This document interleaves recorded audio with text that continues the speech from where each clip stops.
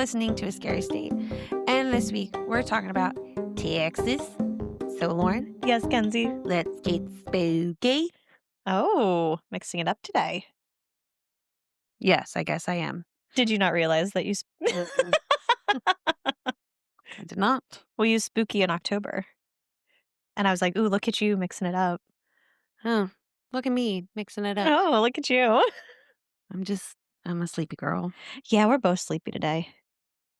for vastly different reasons. Yeah. I mean, I slept for like 12 hours last night. I slept didn't for help. 5.5. The day before, I slept for 6, but I went to bed at 3. And I just think that is going to affect me for the rest of the year. The one day of going to bed late is just completely screwed you over for the next 3 weeks. Ruined me.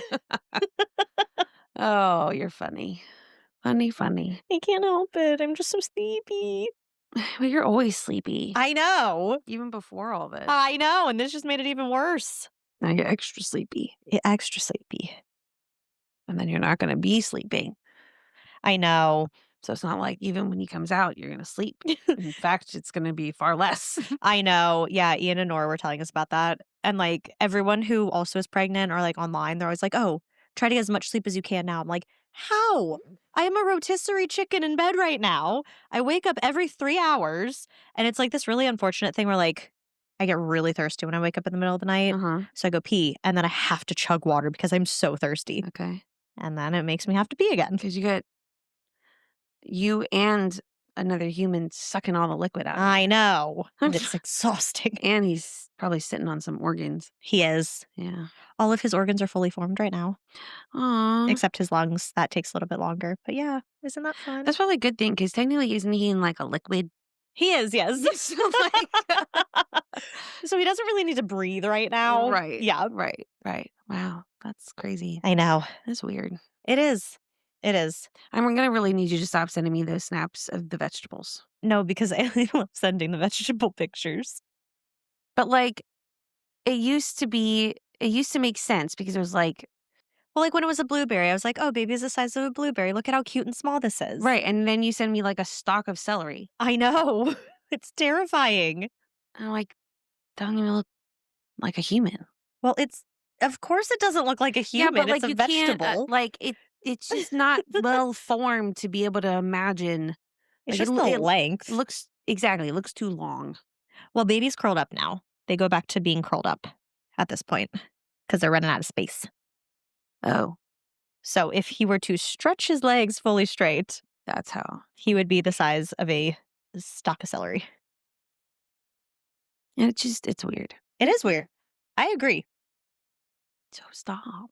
No. I have to Are you keep going to keep sending going. me vegetables when he is growing too outside of your belly? No, because then you'll be able to see him. And I don't think there's any apps that tell you what he's compared to outside because you can see him. Well, you could start one. I could. That'd be weird. It would be. If you could do it. So on Christmas, what we're thinking of doing is tying a watermelon to Joe's stomach and saran wrapping it, and then giving him 2 melons for his boobs and saran wrapping it, and he has to go through all of Christmas like that. Haha. Interesting. I said he has to try to put on his shoes. He has to try to stand up for a long period of time. It's slightly different though because it doesn't have someone like kicking him inside and like moving all of his organs, but still, he'll get the discomfort. I think he understands. But I don't think he does. Mm. And then once I'm no longer pregnant, we're going to do that like period simulator or like contraction simulator. You know, the one where you put like Does Joe know this? Yes. Okay. He wants to prove that he's strong. Mm. Most guys that I talk to want to do this because they think that they're going to be able to handle like number 10. Right. I don't think they can. Can anyone? Yes. Women get number 10 and they're like, this is second day of period cramps. Mm. And then men are like, I'm dying. And it's like, you sweet child. Also, not everyone gets really bad cramps. Yeah, but women who do get bad cramps understand it. I'm glad we are representing that small majority. But yeah, it just proves women are tough and guys I mean, I are completely not as agree. tough. I just think that I should have made you before you got pregnant walk around with 2 melons on, so then you could relate to how I feel. No. See? Because I'm relating now. They're still not as big, but I'm But you relating. could have gotten used to it. Would have No. been like, "Now go try on all your shirts. Well, now the belly just gets in the way of Now the lay down shirts. and see how they'll fall to the side." You I can't can lay on your say stomach because your boobs will suffocate you. I can say I relate now, and it's uncomfy. Oh, 2 can play that game. Should we talk about Texas then? Sure. Oh, everything's bigger in Texas. What? Got the bigger boobs, bigger Oh, Texas. and I think it's great too, given the first thing that we Ah, bring up. yes. So should we say how we found most of these facts? Please. Okay. So one of our amazing listeners, Ida, sent us an email where she went through multiple states and gave us awesome information for a lot of the states. Yes. So what we did was we looked through her email and took a lot of the cool little facts that she gave, Mm-hmm. and we did a little bit of research on the fact, and then we have what she told us about the fact. Mhm. So yeah. So let's get onto it. Which you could have that too if you would send us an email. Yeah. She's the only one. I know, she's great. She's loyal. Babyhead Cemetery sits quietly along Highway 16 in the Texas Hill Country, the last remnant of a long vanished frontier community with a chilling name rooted in legend. Local lore claims that in the 1850s, a young child was murdered and her remains left on nearby Babyhead Mountain, giving rise to the unsettling name Babyhead, though historians now believe the story is largely folklore. By the 1870s, settlers had formed a small town here, complete with a post office, school, and farms, but as families moved away, the community faded and eventually vanished. All that remains That today says disappeared. and eventually disappeared. Yes, it can work, but I'm like, those are vastly different words. Holy crap. I don't know I don't know.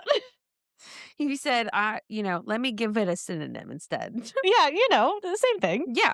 It just doesn't- I don't know where I got vanished from. There's no V's in the story at all. Yeah, but that's okay. Ugh. Eventually. There we go. Yeah, that's definitely why. All that remains today is the small weathered cemetery where the earliest known burial dates to 1884, its scattered headstones standing as quiet markers of the people who once lived, and the eerie legend that never fully let go of the land.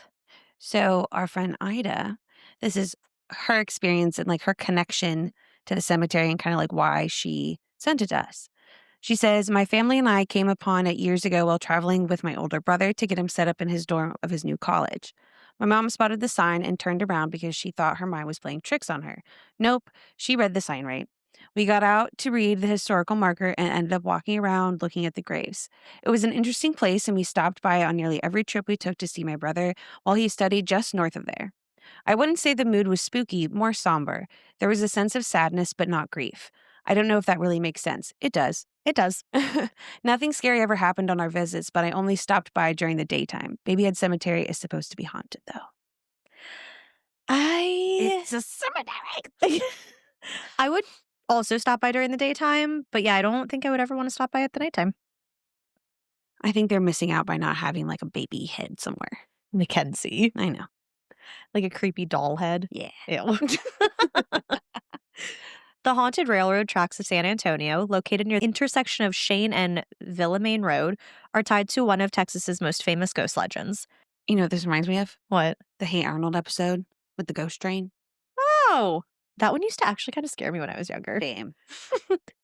According to the story, a school bus full of children stalled on the tracks in the 1930s or 1940s and was struck by an oncoming train, killing everyone on board. Locals say the spirits of those children now linger at the site, pushing stalled cars to safety to prevent another tragedy. Oh, that's nice. Visitors often sprinkle baby powder on their bumpers and claim to see small handprints appear after their car mysteriously rolls across the tracks, even when the vehicle is in neutral. Though modern... If the vehicle's in neutral, then it can roll. Yeah, but they see the little handprints. I'm just saying it can... It would. It would roll, though, if there's a little hill. I don't know if it's one of those straight across tracks or if there is a little bump for the tracks. It would be weird if it was rolling and it was in park. But then little kids couldn't push it if it's in park. So you're putting it in neutral so the little kids can push your car? Yes! No, thank you. The modern investigations point to an optical illusion created by a slight downhill slope. That could be why the neutral thing happens. The legend remains one of San Antonio's most enduring and eeriest pieces of folklore. So Ida says that her mom was listening to episode 14, Washington State. Shout out to mom, loyal listener too, and got really excited because she had been to a similar place in San Antonio. I don't know what we talked about in that episode, but it must have been railroad tracks. Oh, we could have talked about another Gravity Hill. Oh. Maybe. I don't know. Okay. Potentially. Sometimes she'd go with groups of her teenage friends. She said she did not like going. Girl, same. And they would also put baby powder on their back windshield to get the handprints of the ghost kids. Tragically, the location is where a train hit a bus full of school children years ago. I don't know how popular it is for teens or others to check out nowadays, but I think I've heard people talk about it before. She used to go in the 70s. Geez, so it's been like a long thing. Long time. Donkey Lady Bridge. What? You remember, what was the monkey? Something baby monkey. Oh my God. Baby monkeys jumping on a bed? No, it was like a Super Bowl commercial. Oh my God. I literally don't remember at all. There's people screaming at me right now. Puppy baby monkey? No, it was something like that. Just read it. Okay. Donkey Lady Bridge, located on Applewhite Road in San Antonio, is one of the city's most enduring urban legends. The story tells of a woman in the 1800s whose husband, in a fit of rage, set fire to their house with her and their children trapped inside. She survived but was horribly disfigured, her hands fused into hoof-like shapes, and her face elongated from the burns, and her screams said to sound like the bray of a donkey. Now, I don't know about all that, but it did say she was deformed. Okay. So, According to legend, she fled into the woods near the bridge and has haunted the area ever since. Visitors claim to hear footsteps, see glowing eyes in the darkness, or even feel her slam against their car if they taunt her. Whether believed or not, Donkey Lady Bridge remains a chilling piece of San Antonio folklore that continues to draw thrill seekers after dark. and Ida shared this with us because a friend shared it with her. Oh. Ugh. The What? just that sounds so creepy, like taunting her, having her like slam your car at night. I wouldn't go. Oh, context is important because I didn't know what you were iching. I was iching about thinking about it. The Haunted Magnolia Hotel in Seguin, Texas, is often called one of the most paranormally active buildings in the state. Built in the 1840s as a two-room log structure, it evolved into a stagecoach stop, frontier hotel, and later a boarding house, accumulating a long, dark history along the way. The hotel is tied to tales of murder, suicide, and restless spirits, including that of Wilhelm Faust, who infamously murdered a woman here in 1874 while attempting to kill his own wife. Oh, Not the same person? who's to say? Guests and investigators report disembodied footsteps, shadow figures, doors opening on their own, and the playful spirit of a little girl thought to be a former resident. After years of abandonment, the hotel was restored, but its reputation only intensified, making it a hotspot for ghost hunters who believe its many former occupants never truly checked out. I believe it's an Airbnb, or not an Airbnb, just a B&B now.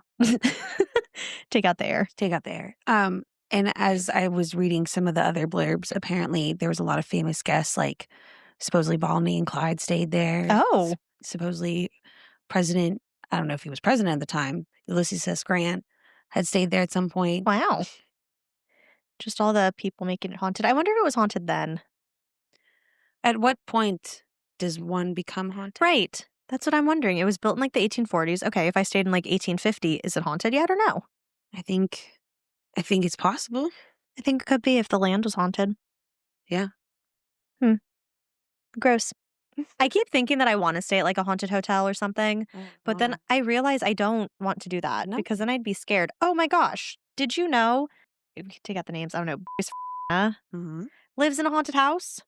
I did not know that. Like one of the houses, like she lives in one house with her husband, Yeah. and then they have like another house they rent out because it was like her mom's house. And she was like, "Oh yeah, it's haunted." And I was like, "I'm sorry. How have you and I never had this conversation?" Seriously, what the fuck? She's like, "Oh yeah, there's been like a haunted grandfather clock. There's like she's listing all these things." I was like, "Excuse me, ma'am." I was like, "You and I have been friends for years. Yeah. You know I talk about spooky things. Why have we never had this conversation?" And of Right. course, we're having the conversation at like 2 a.m. And I was like, "We're going to have to save this for when I'm not falling asleep." Well, I wasn't. She was. And I was Please like, write it down yes. and send it to I was like, us send at me the an Scary State email so I Podcast can at read about it. gmail.com. Yeah, scarystaypodcast@gmail.com. But yeah, I was like, are you kidding?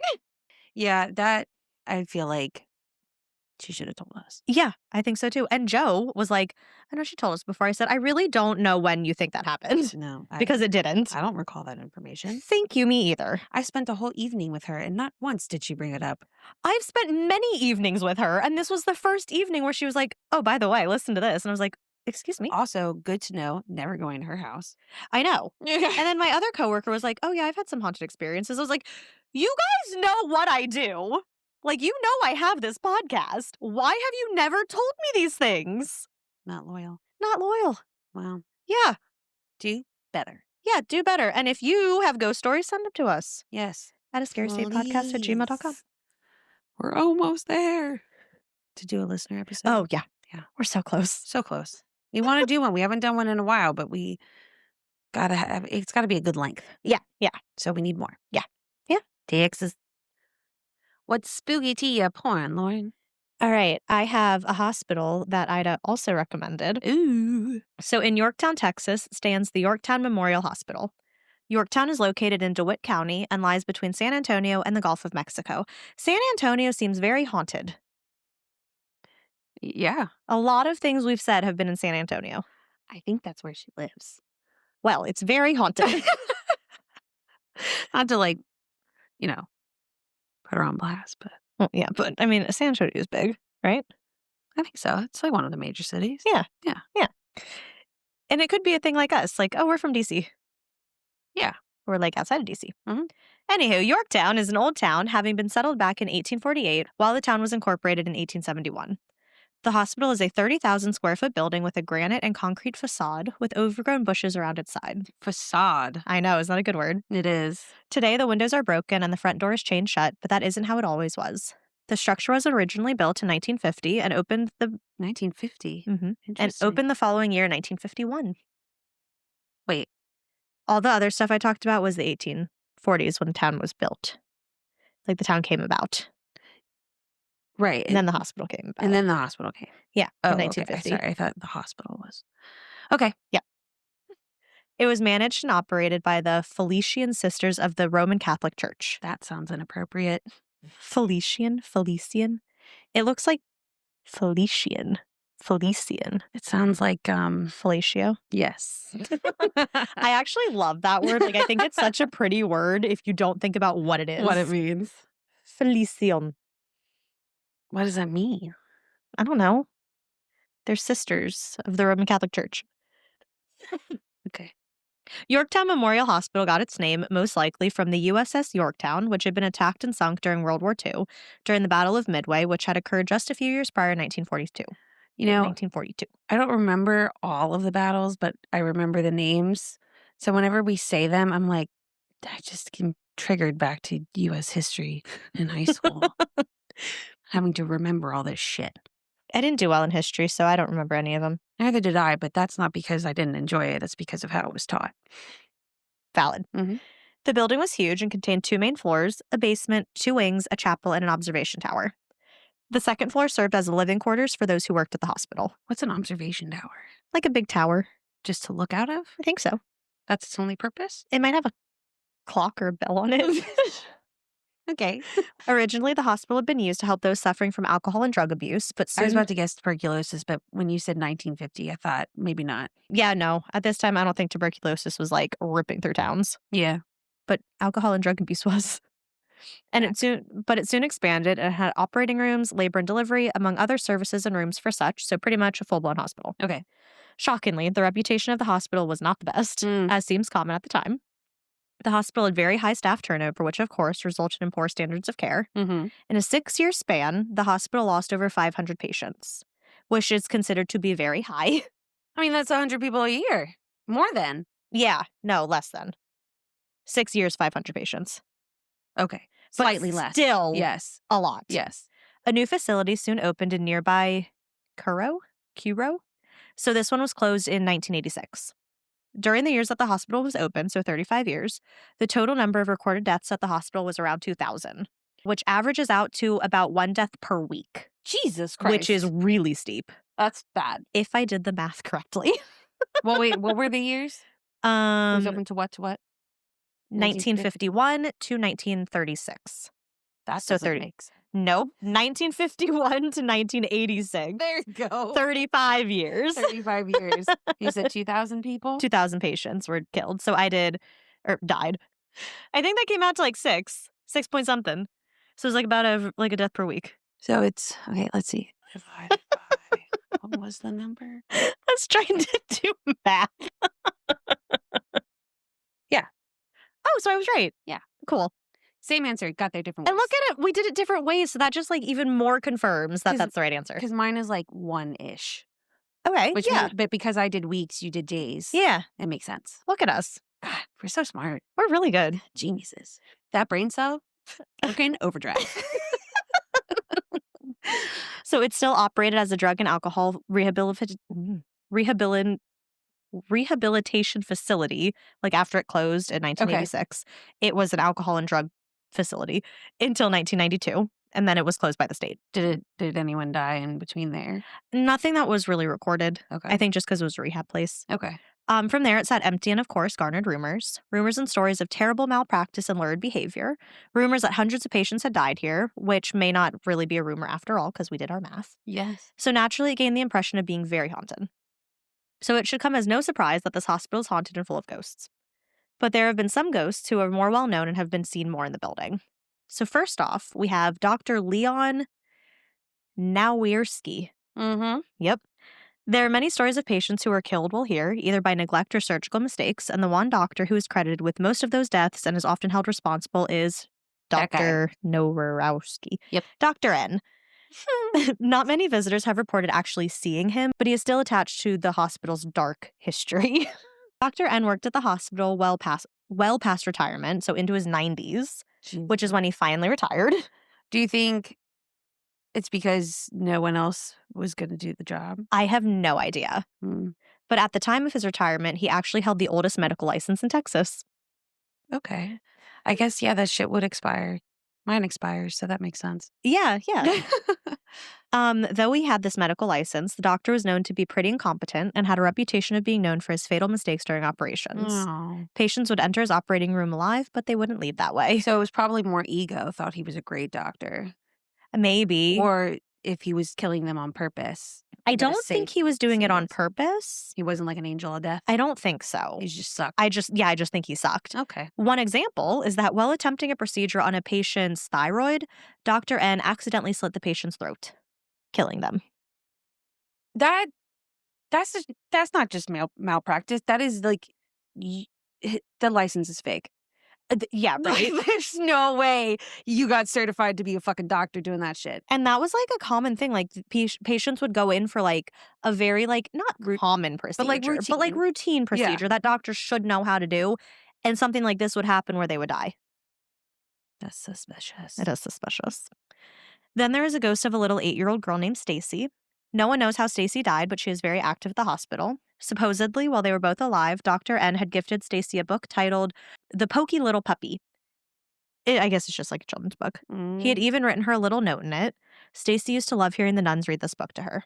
She can usually be found in the library and really enjoys it when visitors sit down and read her a book. He's not like Dr. Creepy, is he? I don't think so. Okay. I think it was just like, like here's a doctor, gave the little girl a book. Yeah. She has also been known to roll a ball on request. Stacy is sometimes seen in her old room on the first floor, and other times she is seen and heard playing in the hallways in the basement. Naturally. People have described hearing what sounds like soft, childlike footsteps and whispers. The way people describe shit. How do you know it's a child's footstep? Because children have small feet. So it's a little like, ours is like a thump, thump, thump, thump. Okay. Now that you explain it that way, it's so obvious. Obviously, thank you. Some have even reported feeling small hands touching or tugging at clothing. No. And some have had small handprints left on their pants. No, see, this is good because the kids of today, if they were to ever haunt anything, they have learned that you need to ask permission first before you can touch somebody. For the most part, especially if my kids give me something, I'm always like, oh my gosh, can I give you a hug? Sometimes I don't want a hug. Sometimes I just want a fist bump. Yeah. Cool beans. I can do that too. Whatever is comfortable for them. These children, since they're from an older generation, did not learn that. And also, keep your hands to yourself. But okay, what would be creepier? feeling a little tug on your shirt when you're in like a haunted place. I know you wouldn't be in a haunted place, but just pretend. Okay. Feeling a little tug on your shirt or hearing a kid say, "Can I hold your hand?" Whispering, knowing there are no children around you. You just hear a little kid say, "Can I please hold your hand?" I don't want them to ask. You just said you wanted them to ask. No, I said they should ask. Oh my God. And when they do ask, you don't like it. Well, When this imaginary ghost asks, you didn't like it. I don't like it either way. I don't want anything to happen. Okay, but would you rather? You have to pick one. I think if I got the balls to go into a haunted house Yes. and In this figurative land, yes, of course. I knew that it was haunted by today's children, then I would be appreciative. Of them asking. Yes. Okay. If it was haunted by like, But you don't know 19th century child. you don't know what child is haunting it. You just know there's a child. It seems like we do based on these stories. Well, like these stories, but if we go to a different place. That usually has a background. I feel like they're pretty knowledgeable in the ghosts that haunt it. Mackenzie. Okay. So you would like to be asked. Under very specific conditions. Electric devices have also malfunctioned while Stacy is nearby. That's all you got to know about her. Okay. All right, TJ is another well-known entity. This apparition appears to be the ghost of an addict who, while alive, came to the back door of the hospital looking for help. He either arrived on his own or was dropped off and left by his friends. So at the back door of the hospital is a buzzer for when someone arrives. After hours, they press the buzzer. It's supposed to alert the nurse on duty, who would then come down and open the door. But unfortunately, the back door's buzzer was broken, so no one heard him trying to buzz to get someone's attention. The next day, his body was found on the back stoop. Ooh. Yeah. He is usually seen by the back door, where he waited for hours for no one to come help him. Okay. Not to victim blame, but why didn't you go to the front if you were dying? I don't know. I think the back door is where you had to go after hours. Okay. Because it had the Does a buzzer. hospital have... I don't know if today hospitals don't, but I don't know how 1950s hospitals worked. Oh, you can't have this emergency now. It's past 8. The hospital's Right. closed. Exactly. Exactly. I don't know. Okay. Then we have Doug Richards. Doug. Doug. Not much is known about him other than that he was a heavy equipment mechanic and somehow died here at the hospital in 1973. Okay. He is known to roam the hallways, always in his white t-shirt and blue jeans and his tall stature.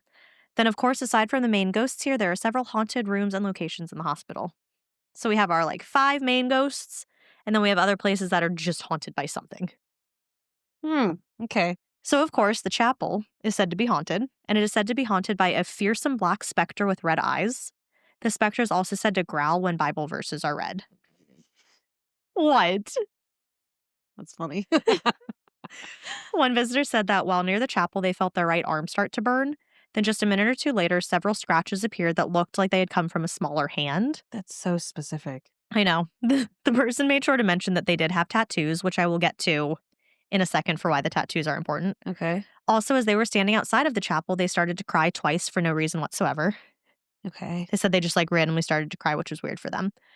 Also at the chapel, it is said that a caretaker of the hospital was once possessed, which is not an uncommon occurrence in the former church. Huh. Organ music has been heard and a malevolent shadow figure has been seen in the pews. I mean, if you're going to get possessed anywhere, it might as well be a hospital. I guess. I feel like you'd rather get possessed at a church, but I guess you're at a church in a hospital. I mean, 2 for 1. So, even better. Right. You're at the church, you get the possession, and then you get help. Bada bing, bada boom. Perfect. Then we have the boiler room. It is said to be the home of a double murder. See, when people are figuring this stuff out, is there a record somewhere where it says that there's this double murder and this is where the bodies are found? So we have to go check out that place because we know that there's a murder there? Or do you, by some crazy motivation, go down and check the boiler room? I'll probably go down and check it because it's creepy. Boiler rooms are always haunted. I feel like that's a situation that you can't win. No. It's one thing to go to a haunted place, but why are you going to go to a haunted place and spooky locations within the haunted place? Because sometimes people want to get the most hauntedness out of these haunted places. So they're going to go to the most haunted locations. That's silly. Well, that's what people do. They want to get this creepy stuff happening. I don't get it. Yeah. Ghost hunters, man. They're weird. Weird breed. So apparently, the story goes that there was a love triangle between a female employee, another coworker, and a patient. Uh-oh. But another version says that it was a nurse and 2 patients. Either way, there's 3 of them. Okay. The woman was caught by one lover while in the boiler room with the other lover. What a sexy location. Oh, it's nice and warm in there. Hot as shit in there. I know. The boiler room. Right. The lover who caught the 2 reacted viciously. I feel like I'd rather do it in the morgue. Where Not it's- with dead bodies. Just because it's cold. Although I guess that's not good for him. I just feel like there's much better places in the hospital to hook up with somebody secretly, and it's not the boiler room. There are so many rooms that have beds. Right. 2. I know. Pick one with no patient. But I feel like, though, if you're in the morgue, that's going to be cold. And, like, if you take your clothes off, you're going to be cold. Yeah, but then I'd rather be warm. Yeah, but then you either are not just warm, you're hot and sticky, and you're uncomfortable because you're hot. You're not feeling hot. hot. Because you're hot. But the more it's cold, it brings you together. And you share the warmth of Yes. your togetherness. Or you're into some really dark shit and want to have sex in a morgue. See, that's kind of, when you said the morgue, I was like, Mackenzie. Not a desire. I was just thinking if there was a limited amount of places we could go, boiler room wouldn't even be If on my my list. options were between boiler room and morgue, I'm going to choose boiler room, though. Not going to choose morgue. You know what? And that's okay because that just means that we have our own locations and we never have to worry about scheduling. Perfect. Great. This is great for us. So, the lover who walked in on the 2 Yes. stabbed the woman several times, killing her. With what? I don't know. Just with an instrument that can stab. In a boiler room?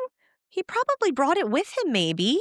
So it was premeditated. It could be. So he knew they were there. Maybe. Did she bring both lovers to the boiler room? Ooh, she could have. Double, boil in trouble. I love when you tell a joke and then you just really find it hysterical. It's the ones that just I don't think about. They just come to my mouth. I'm like, that was funny. That's a good one, kids. That was funny.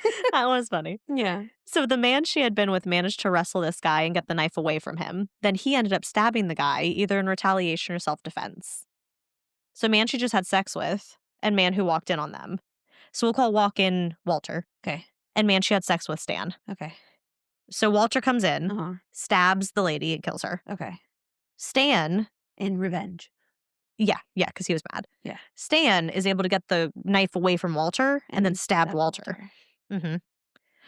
We don't know what happened to either of them, but blood spatter on the walls remained long after the 3 were moved out of the room. Later, the owner at the time had the blood on the walls tested and it was confirmed to be human blood. That blood still has a heat signature as well. It's a boiler room. But the blood specifically has a heat signature. If it's on the wall, Uh-huh. you look around the wall and it's probably a hot wall, but then that's even different. Well, the boiler room's probably not on anymore. You're probably right there. So yeah, then that's the thing. So the room's cold and the blood's hot. Even now? Yeah. Would it still be hot? Yes, that's why it's creepy. That's what people have said, that the blood still has a heat signature. Oh, I see. Yes, that's the spooky part of it. Got it. Yeah, Okay. Mackenzie. Sorry. So this one's shocking. The nursery is said to be very creepy and haunted. The room is said to have quite a few battery-operated dolls. That's just, again, setting yourself up for Hauntings. yes. The dolls have been caught on camera, responding accordingly to requests to laugh. Ew. They also have conversations without other interference. Some believe that the dolls are a way for Stacy or other young spirits to talk. No. Someone came here to investigate. They said that as they were walking around, their friend walked by the nursery. Right as she passed, a doll started talking. Ah! According to this person, the doll said, "Don't you love me? Don't go." Then when she looked at the doll, she claimed that it winked. The person's friend then went into the nursery. They weren't able to get the doll She to... goes in there after that? She continues? Another friend comes in. Okay. They hear about that and decide, let me go in? It was a man. Ah, Yeah. there you go. They weren't able to get the doll to talk or move, but when they were staring deeply into the doll's eyes, they said that it felt that something in the doll was staring back at them. The owner at the time supposedly had the same experience with the doll, hearing the same thing being said and seeing it wink. People just make crazy choices in life. I know. If I see dolls, I'm like, no, No, no thanks. no. Of course, the basement is the basement is also said to be one of the most active parts of the hospital. It's a basement, of course. It's going to be creepy. Do you think, like, it's a ghost requirement? Yeah, probably as they're checking off places for you to haunt. It's like, all right, we need 3 down in the basement, please. Yeah. Except Okay. our basement. Right. This isn't creepy. Except our little skeleton dude who moved the other time. So a black mist has been Yeah, that seen was so down fun here. editing that. What? It was fun editing that. It was really funny. You just, like, we're both at this like, I hear you speaking and you hear me singing at the same time to not do it. It's funny. So there's been a black mist that's been seen down here, and extreme temperature fluctuations have been reported. There's also a very strong feeling of being watched while down in the basement. People have reported feeling I off feel like balance. that in every basement. Yeah, I do too. So People have reported feeling off balance and short of breath in the basement as well. The 'cause priest they're having a panic attack because it's so fucking freaky. probably they're like, I don't know what this is, but I'm scared. Then we have the priest's quarters. So this is another pretty active area. There are the typical shadow figures in black mist, but the priest's quarters have also, Just typical black myth. you know, Whatever. they've also got an aggressive EVPs with phrases like "get out" and "you're not safe." Is that a warning, though? Or a threat? Ooh, I don't know. Ooh, that's a good one. Thank you. I don't know. And then finally, the second floor. So this floor is the one where like the people who worked there would live.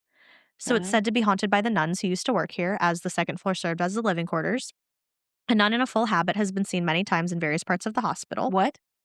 A nun in a full habit. Okay, I didn't hear that part. Oh, I don't know what you said, to be honest. oh, So, full habit. yeah, Yeah. I got it. Okay. She's been seen many times in various parts of the hospital. And it is said that nuns will push and scratch men who have tattoos. That is why the other guy said he believes he got scratched at the chapel because he has tattoos. What if he wears, like, long sleeves and you can't see him? I don't know about that. That's what I was wondering. So I was like, could you and I go and like they wouldn't know we have tattoos? I think they would scratch me anyway because I would immediately start singing, Nobody Solves a Problem Like Maria because it would make me think of The Sound of Music since they're nuns. So they might scratch me to leave. Probably. They're like, this girl's annoying. It is said that people, like anyone with tattoos, have been scratched, choked, and have felt the nuns forcibly push past them.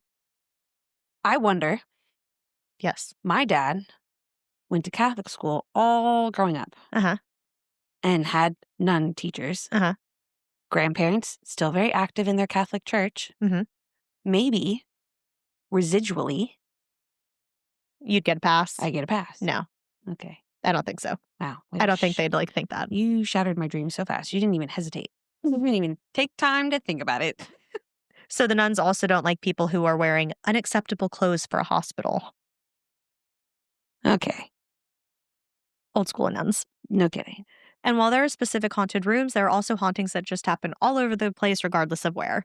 So tapping noises have been heard on the glass by one of the lobby doors. People have also heard a lot, like disembodied moans and screams coming from the labor and delivery ward, and evil laughter echoing through the halls. Visitors have reported hearing whispers when no one else is around, and they have even heard their name being called. Orbs and shadow men are constantly seen around the hospital, and people have reported doors slamming on their own, seeing a chair tip over by itself. This one's kind of funny, but would be creepy at the time. And seeing a wheelchair roll down the hallways as if it had been pushed. Like funny, but also kind of terrifying. Absolutely. There's also a very strong sense just all over of that being watched feeling. And then Stephanie Mayfield, the current caretaker on the property, has had many experiences in the buildings. She has experienced feelings of oppressive weight, cold spots, and being touched during tours. She has also heard footsteps and faint moaning sounds. And one time, she claimed to see the ghost of a young man who was looking at her from behind the locked front doors. She also noticed that it appeared that he had a bullet wound in his head. Ouch. A lot of awful things went on here, Mayfield says. The place freaks me out. The vibes, not good. Why are you the caretaker? I don't know. Once you shut those doors and get in here, you forget there's anything else beyond the hospital. This sounds like a job you don't have to have. Right, like you don't have to be the caretaker. Right. The building has been featured on Ghost Adventures. Sure. The hospital offered daily walking tours for $25, photography and video shoots for about $100 an hour, and overnight investigations for $500. Jesus Christ. But in 2018, the city of Yorktown cited the owner with building code violations and tours were discontinued. Mm, Then an article in 2015 talked about it. The city said, quote, due to the risk of structural failure and hazardous conditions, this property has been posted with a notice that prohibits any public entry or use. fair. And that is the Yorktown Memorial Hospital in Yorktown, Texas. Fitting. Mm-hmm. Very creepy. Yeah. Do you I think today's hospitals are haunted? Because people die in them all the time? hmm, And we just don't know because it's so active and busy. It's not maybe. abandoned. Maybe. Because like it could be like if you're in creepy parts of the hospital, you kind of like get that creepy vibe. Yeah, when it's like quiet. Mm-hmm. Like quiet, or if you're in like the back hallways, or if you're in the morgue or the boiler room. You're right. But yeah, no, I think current hospitals, they're probably haunted. Current hospitals freak me out, but just because I'm so afraid I'm going to see something scarring. Like from like an injury of a person. Mhm. Ah, So, how often would you be in like the emergency room of a hospital just like chilling? you'd be surprised how often I went to the emergency room, not necessarily for myself growing up. Ah, My mom hurt herself a lot. mm. My dad got in a couple bike accidents. Oh, mm-hmm. My mom had a lot of surgery, so I was just there anyway. True. So, But yeah, I feel like when you go to the hospital, you don't really see like the bad stuff typically. Lauren, What? maybe not to you, but for me and my luck and my anxiety, tell me you're going to see a dead person. You're going to see guts on the floor. Well, just be prepared for when I give birth. You're going to see a lot of stuff. I was talking to people about that last night. I was like, I still don't know how you're going to do it, but I'm proud of you. I'm hoping it's the adrenaline. I'll be freaking out. And you can stay up near my head so you don't see a lot of that stuff. We're going to be forehead to forehead. Okay. So that I don't see anything. We're going to be making such fierce eye contact. Just staring into your soul. Well, I feel like if I'm on the other side, I'm not going to see, Yeah. now when he's out Yeah. pre-cleaning, Yeah. I'm going to excuse myself. That's when you can run to get me my food. Yes, that's when I'll make the food run, do your little skin to skin, icky bodily fluid thing. And by the time I come back, he'll be all clean. He'll be clean. I'll And be in clothed. his We'll auntie's be bestie perfect. onesie, Obviously. obviously. And then I'll have bring you your food. And since you have to eat, I shall hold. Perfect. Ugh, game plan. Look at that. We have it all figured out. Unless it's in the middle of the night, then I can go get you food. Oh, I didn't think about that. We'll come up with a backup plan. Okay. Maybe there's like a 24-hour grocery store I can run to and get something. Just something to get me through until I can have my required food. Yes. Well, now that you said that, he's going to be born at midnight. I can get creative. Okay. Oh, I didn't even think about this. This is going to have to go into my birthing plan. There's probably like a gas station somewhere I can run in and get like, I don't want gas station sushi. no. But like, what's something else you can't have? I'll get you some deli meat. I don't want deli meat from a gas station. Okay, what else can't you have? I'll get you some coffee. There we go. Perfect. Get me some gas station coffee for my first sip of coffee. You gotta get creative, okay? I could also get you a cheap bottle of wine too. Ooh, that works. No, Okay. not while you're in the hospital. That's probably a good point. You're gonna get me kicked out. We'll be creative. We'll come up with something. Yeah, moonshine. I'll bootleg some stuff in there. So much better. Yeah. Toilet wine. Ew. Ew! God, you and I have standards. We're not in prison. No. And worst case, if we know, like, on the horizon, we could also get the food ahead of time, like that day. Maybe. Just I put it don't in know the how my fridge. firehouse sub's gonna. I want my I like my firehouse sub being warm. Okay, well, then you're gonna have to talk to him and let him know that he has to come out during the daytime. Yeah, Like, come on. also kind of late enough so that, like, I don't want to have to be at work because then my anxiety is gonna be so high getting from one place all the way to the other because they're not that close to each other. You know, I really don't have any control about any of And this. what if your labor is like only 45 minutes and I miss the whole thing? Then you'll be there for like after he's all clean. No.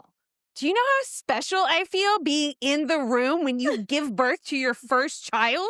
Don't worry, you're on my call list. I have 3 people I'm calling. Mom, Joe, you. But I want to be there. I know, I want you to be there too. So cross your legs. Okay. Because that's really safe. And then once I get there, woo! Perfect plan. Perfect plan. It'll work. Trust me. Uh-huh. Yeah. Are you recording now? Yes. Are you sure? Yes. Okay. So for all that you caught. Yeah. The truly unnecessary part of the conversation. All right. So you ready for me to tell? Okay. Explain where we got this comment from. Okay. We got it from Spotify. Someone left a comment. All right. Their thing for my introduction from Kenzie. What spooky frenzy you getting us into, Kenzie? I like it's one syllable too long. I know. It's just one. It's good. It's good. It's just one syllable too long. What spooky frenzy we doing, Kenzie? Ooh. Do we like that? Ooh. All right, let me write that down so I don't forget. I like that. All right. What spooky frenzy we doing, Kenzie? Yeah. That's a good one. Spooky frenzy we doing, Kenzie. Okay. What's the last one? You want me to just read it? Yes. All right. The last one is similar to one of the other ones. Okay, so the other one we had that you kind of liked was what creepy cleanse you brewin' Kens. This one is what creepy cleanse you conjuring Kens. It's cleanse. I don't like. You don't like cleanse? So I don't think it's a good word. I like Bruin. I do like brewin' too, but because cleanse is what they were rhyming with Kens. Yes, I gathered. Yeah. What? Well, what if? Okay, we have that one where it's like spooky ends. Yeah. And so, what if instead of summoning, what if it was the spook? What's spooky? Ooh, what spooky ends you brewin' Kens? Yeah, that one's good. Here, I'll write that down too. Those are both good. Ooh, now we have 2 that we like. Spooky ends. I think ultimately you should decide. Oh, goodness. Well, I came up with yours. Oh, yeah, I know. All right, we have 2. We'll go between these 2 and we'll decide. I'll decide. All right. We can have others decide too if they want to comment and tell us what they like. Refresh our minds. What are the final 2? What spooky friends we do in Kens. Yeah. Or you do in Kens. Either one. Yeah. And what spooky... Oh, I wrote that word bad. What spooky ends you brew in Kens.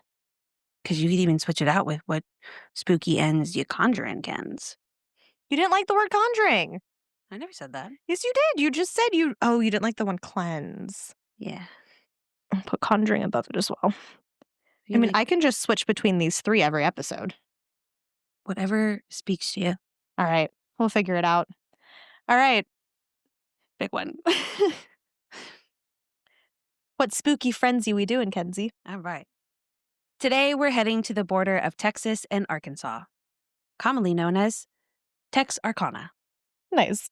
It's a combination, if you couldn't tell, the word Texas and Arkansas. Yeah. Just in case.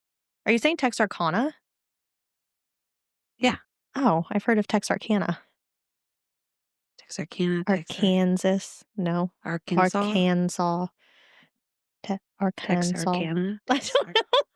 Well, now I'm second guessing it. No, either one's fine. No, I'm looking it up. Texarkana. Texarkana. Yeah. Okay. All right. Texarkana. Yeah. My bad. It's a place that in the mid-1940s looked like any other small American town just coming out of World War II. Families were settling back into routines, soldiers were returning home, and teenagers finally had some freedom again. It was the kind of community where everyone felt safe. Until the spring of 1946. Naturally. When a masked killer brought fear and hysteria to both sides of the state line. Texarkana, in the mid-1940s, was a place caught between old Southern small-town charm and the rapid changes that came with the end of World War II. The town straddled the Texas-Arkansas border, which gave it a unique identity, half one state, half another. Yeah, that's weird. Did you know, you didn't because you didn't research this, that because it's literally right on the line, they have 2 mayors. See, I was wondering 2 police that. forces, but they work in tandem. Wow, interesting. even though You they're don't expect respective, that. right? Like respectively, they're with their own state, but Yeah. because it's so close to each other, they just have two of everything. Wow. I thought that was cool. That is kind of cool. Yeah. Which side would you want to live on, Texas or Arkansas? I'd have to look into their laws and see which one has better rights for me. Oh, okay. That's fair. I don't think it's Texas. I don't think it's Arkansas either, Yeah. but Lesser of two. right. In 1946, life was finally starting to feel normal again. Soldiers had returned home from Europe and the Pacific, many of them settling back into family life, farming, and industrial work. And sorry, what year was this? 1946. Okay. So it was a year after World War II ended. Yeah. With war rationing finally ending, stores were filling back up, local diners were lively again, and people were eager to reclaim the joys that they had put on hold for years. Texarkana had a small but growing population. Neighborhoods were close-knit, families sat on porches in the evenings, kids played in the streets, and the lack of modern entertainment, people socialized in simple ways. Church gatherings, school events, movie theaters, dances, and long weekend drives. That honestly sounds lovely. For now. At the time, in this exact moment, like at the beginning of a horror movie, like scary movie, when everything's just happy. Yes. That's how we feel right now. Yeah, as you should. Yeah, just happy, like this is great. For teenagers and young adults, the social scene often revolved around juke joints, which I assume it has jukebox. Yeah. Youth dances, drive-in movies, and of course, lovers' lanes on the outskirts of town. See, You on the outskirts of town. lovers' lanes always seem so creepy to me. Well, because 9 times out of 10, they're associated with something creepy happening. That could be. But like, it's like a creepy, dark, like secluded spot. You're by yourself, well, with the other person. That's just, I too many think, things can come out of the woods. yeah, but I think now we know too much. Maybe. And so it would Like we make would never pick up a hitchhiker, but Exactly. in the 70s, that was like the main transportation. Right. Exactly. Gotcha. Yeah. At least that's my thinking. Yeah, that makes sense.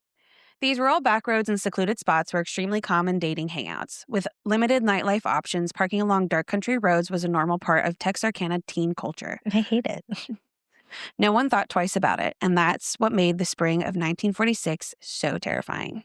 Before the Phantom Killer appeared, Texarkana was a town where people didn't lock their doors. Parents let their kids wander until after dark. Couples parked anywhere with no fear. The most serious crimes police usually handled were fights, thefts, or the occasional drunken brawl. So when someone began attacking couples in parked cars, the community was completely unprepared. The contrast between the peaceful post-war optimism and the sudden burst of violence made the crimes even more shocking. Texarkana transformed from a hopeful, relaxed southern town into a community living under curfew, fear, and suspicion, almost overnight. I just cannot wrap my mind around people not locking their doors. Same. Like, Well, there's a lock for a reason. I take that back. We never locked doors in Radford. Okay. Doesn't mean it was the right thing to do. We locked our front door all the time. Most of the time. I locked my bedroom door. I was going to say, when I lived in the sorority house, we kept the front door unlocked, but like I would lock my bedroom door. Yeah. Well, I think different for us. Like our sorority house was like on campus, so you had a card that you could get in. So it automatically locked. Yeah. And you needed your like card to get in. But like, I don't know. We had people coming in and out of our apartment, but we still most of the time locked it. At night it was locked. Yes, that for sure. Just sometimes during the day, I would just... Yeah, I mean during the day it wasn't always locked. Yeah. But like at nighttime I would go into my room and my door at least would be locked. Now I'm like, as soon as someone walks in, I point to the door. I'm like, lock it. Yes, I mean I've gotten into the habit of the moment I walk in, my hand automatically twists on the lock. Same, yeah. Yeah. The only time it doesn't is if for whatever reason I have too much in my hands. Yeah, then it's on the counter and then immediately twist. Exactly. Yes. Exactly. Just before midnight, 25-year-old Jimmy Hollis and 19-year-old Mary Janine Lowry parked on a secluded road after a date. They had barely settled in when a man approached the driver's side. He wore a white cloth mask with cutout eye holes, and without a word, he shined a flashlight right into their eyes. Jimmy tried to tell the man that he had the wrong person, and the man responded, quote, "I don't want to kill you, fellow, so do what I say." Ew. What followed was brutal. After they were both ordered out of the car, Jimmy was beaten with the barrel of a gun until his skull fractured. Oh my God. Mary Janine would later say that she thought Jimmy had been shot because the cracking of his skull was so loud. I know, right? Ugh. After beating Jimmy, he strangely told Mary Janine to run. Of course, That's almost more terrifying. she ran. Yeah. And at first she was heading for a ditch, but then he was like, no, go up that hill. He's like telling her where to go? Yeah. I'd think it was a trap. Yeah. When she did, she spotted an old car parked on the road that was completely empty. When he finally caught up with her, he asked her why she was running. When she tried to remind him that he told her to run, he accused her of lying. So, trigger warning here, he knocked her down and sexually assaulted her. Ugh. After the assault, Mary Janine was able to run to a nearby house and asked the resident to call the police. Meanwhile, Jimmy had regained consciousness and alerted a passing motorist. Within 30 minutes, police were at the scene, but the assailant was long gone. Both Jimmy and Mary Janine were taken to the hospital. Police asked them if they could give a description of the person who attacked them. Jimmy and Mary Janine gave slightly different descriptions of their attacker, which Right. it's so slight. Yeah.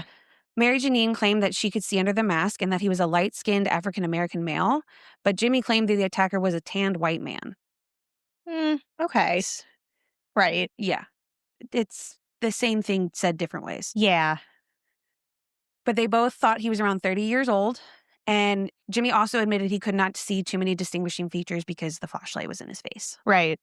But both agreed that the assailant was around 6 feet tall, and no one knew it yet, but this was only the beginning. Ugh. Um, So both of them like recovered fine. Yes, they both survived. Yeah, this was on February 22nd. Okay. About a month later, the phantom struck again. This time, 29-year-old. Okay, the age thing is going to be weird, Okay. but it was the 1940s, Okay. so like it's also not surprising. Okay. Okay. All right.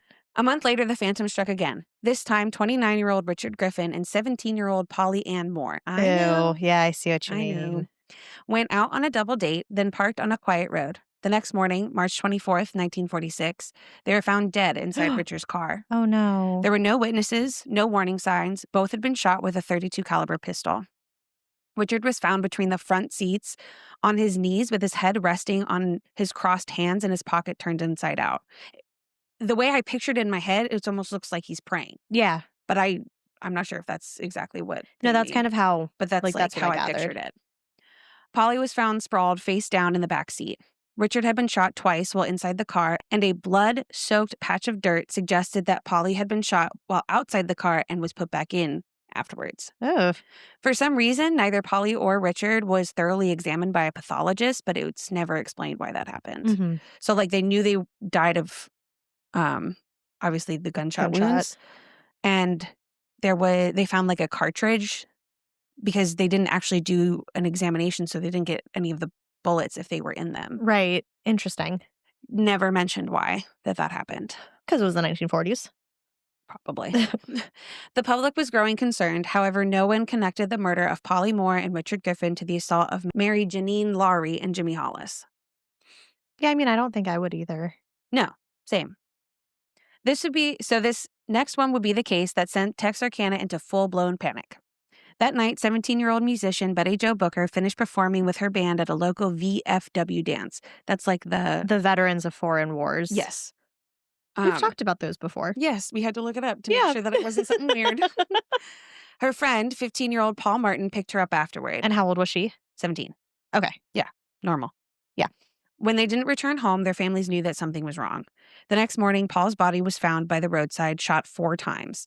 Once through his nose, ribs, right hand, and the back of his neck. Ugh. Hours later, a search party found Betty Jo, and she was nearly 2 miles away from where they found Paul. Mm-hmm. She had also been shot, but she was fully clothed. The weapon used was the same in the first double murder, a .32 automatic Colt pistol. Betty Jo's saxophone, a prized possession, was missing for months before eventually being found in the bushes near the crime scene. So they couldn't find it at first. Mm-hmm. Obviously, they put out like word to pawn shops. Right. You know, if this... Keep an eye out for this. And I guess they went looking for it again. And I think it was like 6 months later. And they found it in an area that someone went back and put it there. Oh, okay. Kind of thing. At least that's what I gathered. Right. Paul's car was found about 3 miles from Betty Jo's body and about 1.5 miles from his body. Wow. The car was parked outside Spring Lake Park with the keys still in the ignition. A later examination of their bodies indicated that both put up a terrific fight until the end. It was after this murder that the Texarkana Gazette published an article about the murders and dubbed the murderer the Phantom. Creepy. Yeah. The Phantom's last confirmed attack was different and greatly debated if it was even perpetrated by the Phantom. So, okay, hold on. So far, we have 2 victims who lived. Yep. And then 4 who have died? Yes. Okay. All couples in cars on lovers lanes. The same lover lane or lover lanes? I think Lover Lane's in the area. Okay. I don't necessarily think it's the same one, but I Okay. think there was more than one. So the third attack was April 14th, 1946. So this is May 3rd, 1946. Okay. So about, once a month. Mhm. Virgil and Katie Starks lived miles away from any Lover's Lane in a farmhouse on the Arkansas side of the city. And they were married. Uh-huh.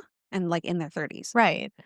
That evening, Virgil sat in his armchair reading the newspaper while Katie got ready for bed. Through the living room window, with no warning, a bullet tore through the glass and struck Virgil in the head. Oh my God, that's so scary. Katie raced into the room just as a second shot fired, hitting him again. When she realized he was dead, Katie ran to check the crank telephone to call police. Apparently, at this point in history, like if you had a phone, it was like a big deal. Oh, wow. Look So at I them. think the assumption was typically that the person wouldn't have a phone. Oh, okay. Okay. You see what I mean? Yep. She rang twice before being shot twice. I think she tried to call twice Okay. because there's no 911. Oh, So yeah. you have to legitimately call police. Weird. Yeah. So she rang twice before being shot twice in the face from the same window. She fell but soon regained her footing and tried to get a pistol from the other room, but was blinded by her own blood. Oh. Katie heard the killer at the back of the house and fled out the front door. She was able to reach a neighbor's house to call for help before collapsing. At the hospital, police tried to get a description of the attacker, but Katie didn't see the person who shot her husband. Right. Most sources just said that Katie was shot in the face, but when I was watching a BuzzFeed Unsolved episode about this, it claimed that one of those bullets was like under her tongue. Oh. Yeah, like with how it was shot, I don't know if it like landed under her tongue or something like that, Oh my goodness. but that was the only place to say that, but I thought that was like crazy. Yeah. The attack terrified the community more than any other. The Phantom wasn't just targeting parked cars anymore, he was targeting homes. So those are all the known attacks that are associated with this person. Okay. So according to Wikipedia, these are the men that were tasked with solving these murders. So we have William Bill Presley was a Bowie County sheriff who was the first lawman on the scene of the first 3 attacks. Okay. Jackson Jack Runnels was the Texarkana chief of police who was among the first called to the scenes of the 2 double murders. Mhm. W.E. Davis was the Miller County sheriff who headed the investigation of the Starks murder. Max Tackett was an Arkansas State Police detective who was first on the scene of the Starks attack and the arresting officer of the lead suspect. We'll get into that. Okay. Tillman Johnson was a Miller County sheriff's deputy who was one of the leading investigators on the case and was eventually the last surviving participant in the investigation. Oh. Manuel Gonzulez was captain in the Texas Rangers who became the public face of the investigation. He was criticized as a showman who presented the work of other officers as his own to the press. I only saw this on Wikipedia, so. Hate people like And that. supposedly spent a great deal of time with female reporters. Ah. Unconfirmed. 5 years after the murders, Gonzulez left the Rangers to become a technical consultant to the entertainment industry. So, Interesting. he didn't do bad work, though. Unless he's claiming it from other people. Right. Like I said, that Like was Professor only Lockhart. that was only in one place. Gilderoy Lockhart. Yeah. But wasn't he like, I mean, he would take other wizard stuff, claim it as his own, and do a memory charm on them. and then he got memory charmed. Yeah. Yeah. Okay. Well, his memory charm that he tried to do to Ron and Harry backfired, Yes. and he hit him on himself. Yes. Harry Potter. Law enforcement repeatedly challenged Laurie's account of the first attack, believing she and Hollis knew the identity of their assailant and were protecting him. Why? Yeah, he cracked open his skull. He sexually assaulted me, but we're protecting him. Right. After the Griffin Moore murders, Laurie returned to Texarkana hoping to help link the cases and identify the killer, but the Texas Rangers continued to question her credibility and insisted she was withholding the attacker's name. Ew. Authorities did not publicly connect the Hollis-Lowry assault to the later murders until May 11th, one day after the Texarkana Gazette published an interview with Lowry when Presley and Reynolds urged the public to report anyone who had unexplained absences during the nights of the attack. So then they were forced to agree that, and besides the fact that they didn't die, pretty much similar MO. Yeah, exactly. Yeah.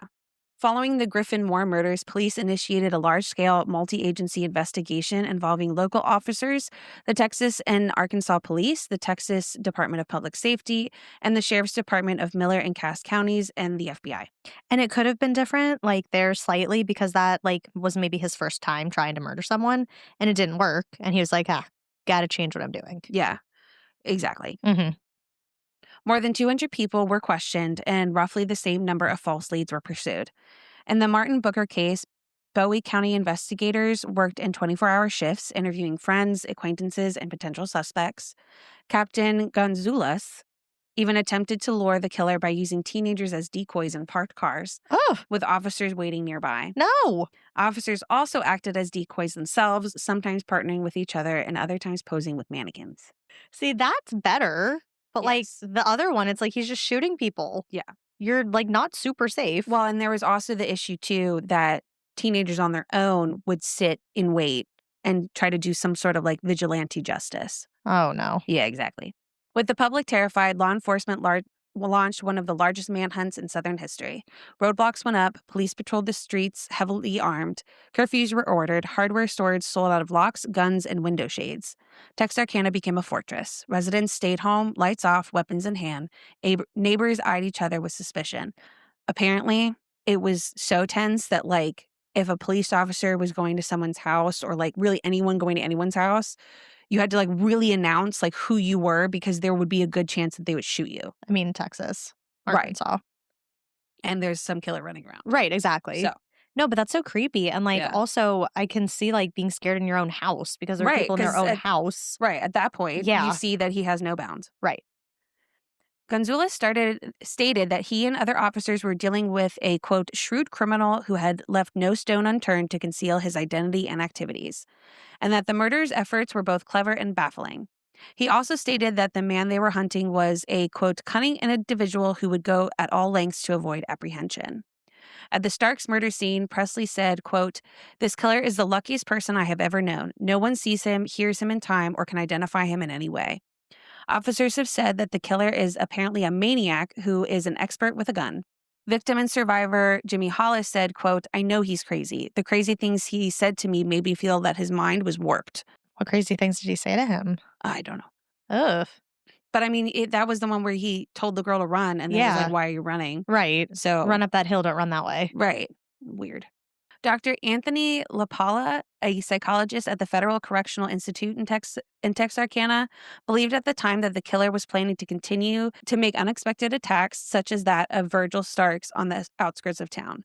He also believed that the same person committed all 5 murders and that the killer was somewhere between his mid-30s and 50s, apparently motivated by a strong sex drive and sadism. Mm. I think there was always some sort of attempt for assault or something like that. Before he would kill them? No, I don't After? know, but, like, the only one confirmed to be sexually assaulted was the Was the first first one. one, but I know that there was I forget what they said, but they put in some sexual component for it, and I don't Okay. remember why, but Okay.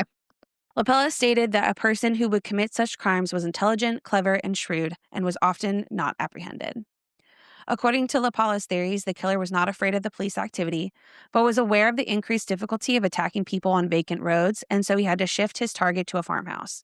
He said that the killer could be leading a normal life, was unlikely a veteran, and was not necessarily a resident of the area despite his knowledge of it.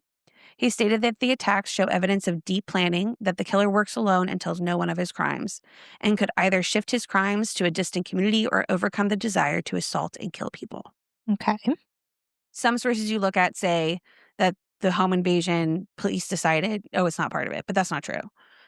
They went back and forth. Right. Some believed it, some didn't.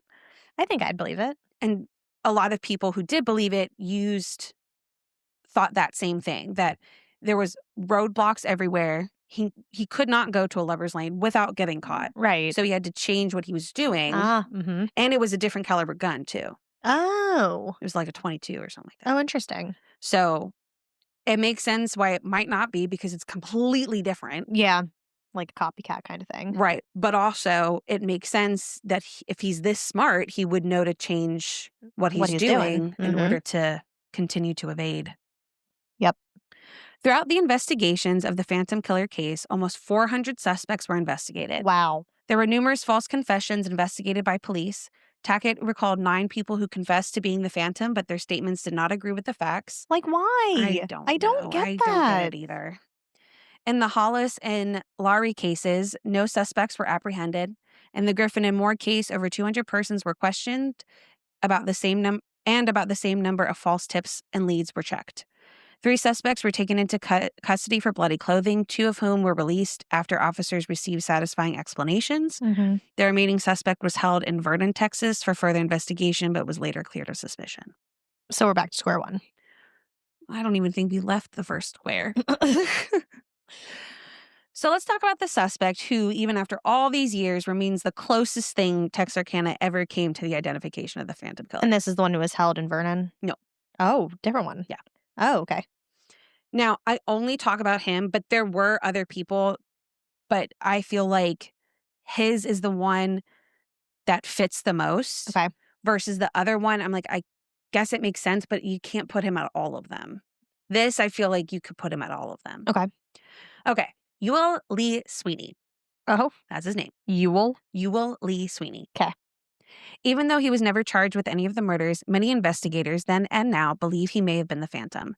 The police first stumbled onto Sweeney not because of the murders, but because of a stolen car.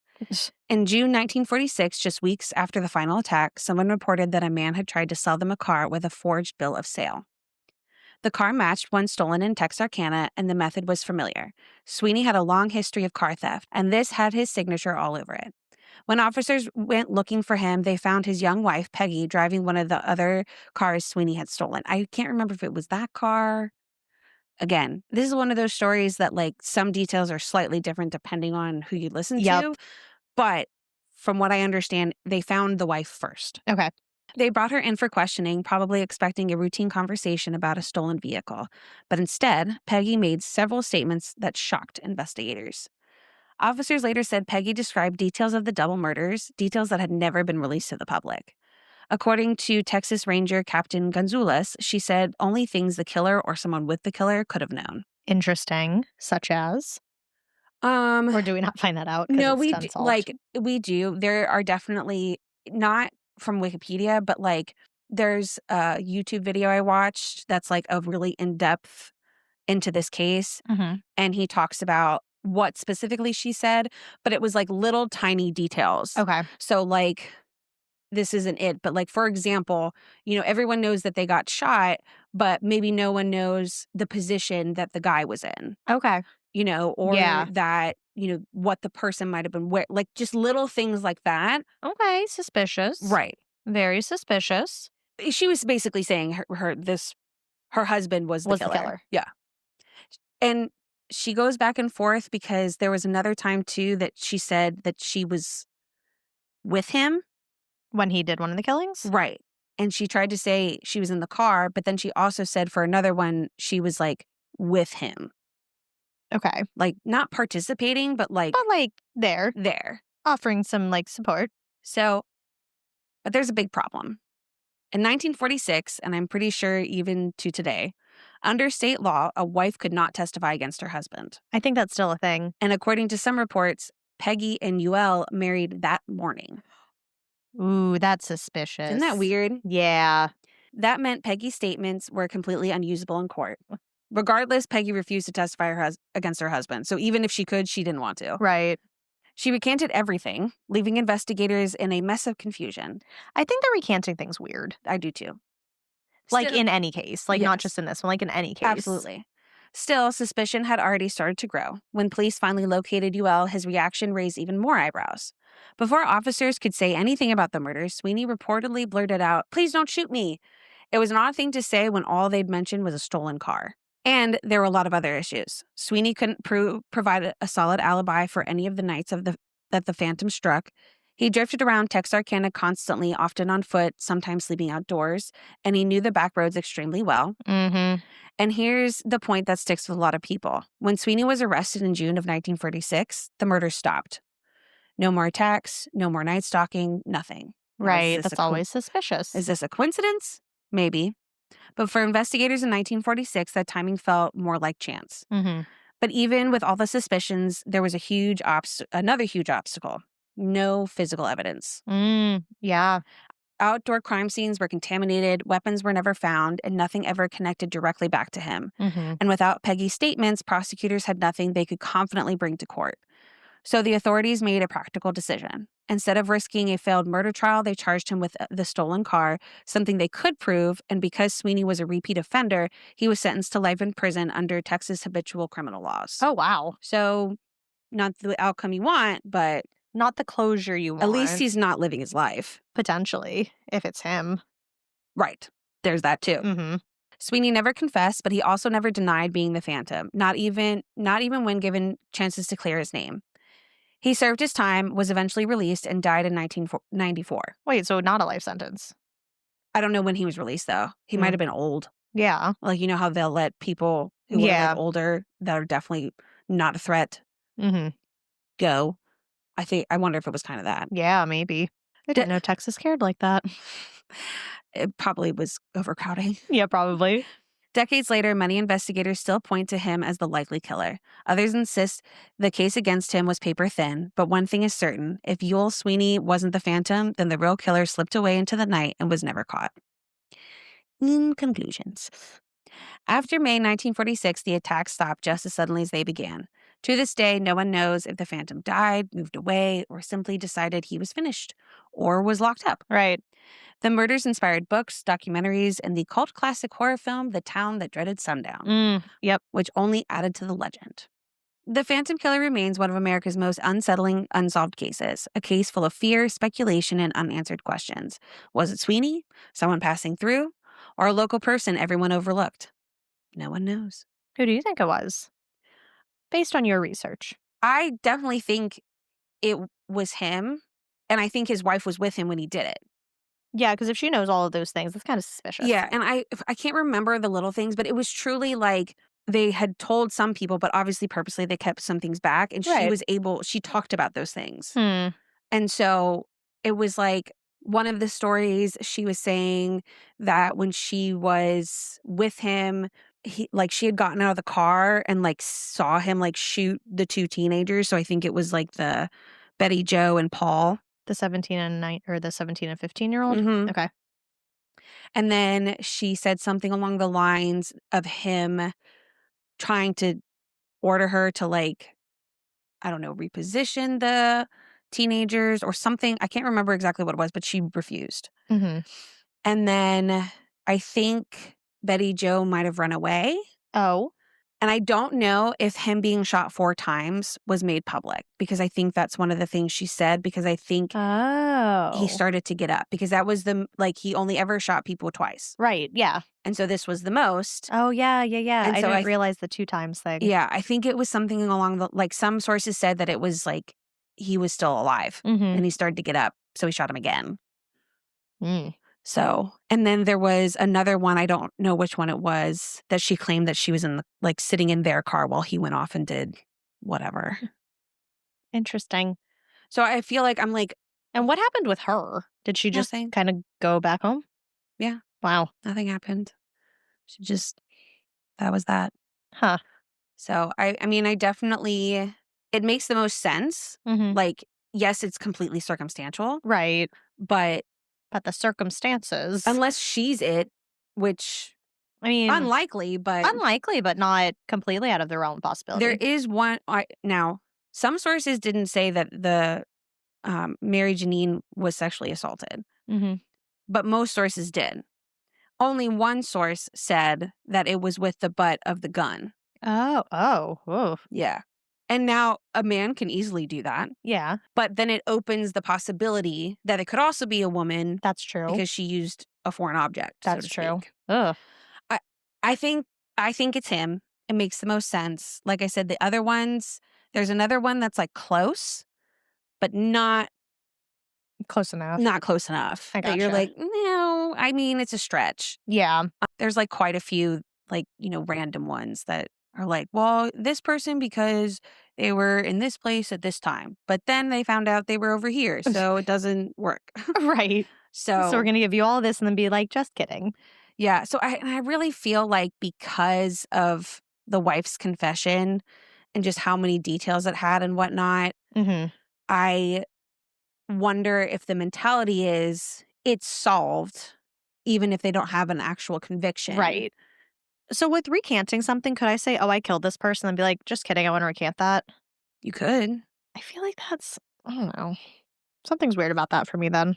It depends, and it also depends on when you do it, because then you could also be charged with perjury, Mm-hmm. depending on if you say it under oath. But it Interesting. just makes you less credible. Yeah. You know, like if it was a statement you gave to the police and then you came back later and said, just kidding. Yeah. Well, you know, whether or not they can prove one way or the other which one is correct, Mm-hmm. it makes you less credible. So Yeah. already they know the prosecution couldn't use you as any sort of witness, because not only did you recant, but now it's like, well, is she telling the truth? Mm-hmm. So Huh.